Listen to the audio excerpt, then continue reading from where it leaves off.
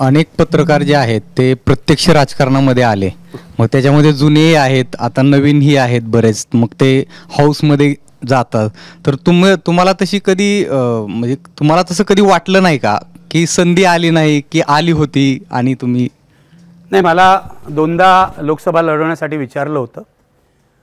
एकदा 96 साली विचारलं होतं काँग्रेस पक्षाने, म्हणजे दादरमधून. अच्छा. ते नंतर रामदास आठवले लढले.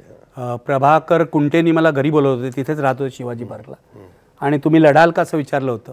त्यावेळेला आमचा शिवसेनेबरोबर संघर्ष चालू होता वगैरे, आणि समोरचे उमेदवार विद्याधर गोखले होते.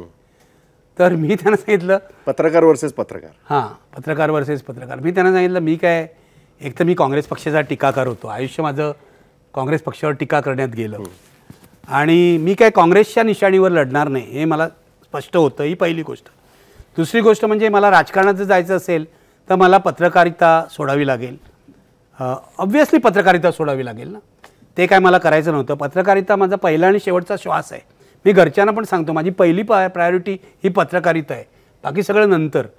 त्यामुळे मला ते शक्य नव्हतं. दुसऱ्या वेळेला 2014ला मला अरविंद केजरीवालनी विचारलं होतं की तुम्ही लढा लोकसभेची इलेक्शन. आप तेव्हा फॉर्मॅट होतं, तर मी त्यांनासुद्धा नाही म्हटलं.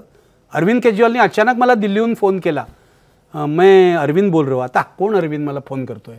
आधीच मी त्यांची मुलाखत घेतली होती.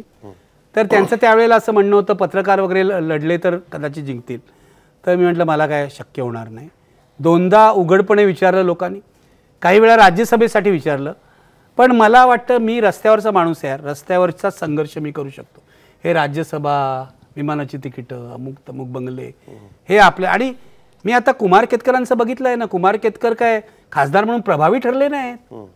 त्यामुळे आपले जे ज्येष्ठ आहेत कुमार केतकरांसारखे, त्यांचा अनुभव आणि त्यांनी जी मुलाखत दिली त्यांची टर्म संपल्यानंतर, त्याच्यामध्ये त्यांनी खूप दुःख व्यक्त केलेलं आहे. आपल्याला का काम करता आलं नाही, काय करायचं त्या सभागृहात जाऊन. लोकसभा पण आता उपसभापती आहेत ते पण पत्रकार होते, हरवंश सिंग जे आहेत ते जनता दल युनायटेडचे उपसभापती जे आहेत राज्यसभेचे, आपला तुम्हाला माहिती असेल प्रभात खबरचा संपादक होते. हां, बरोबर आहे.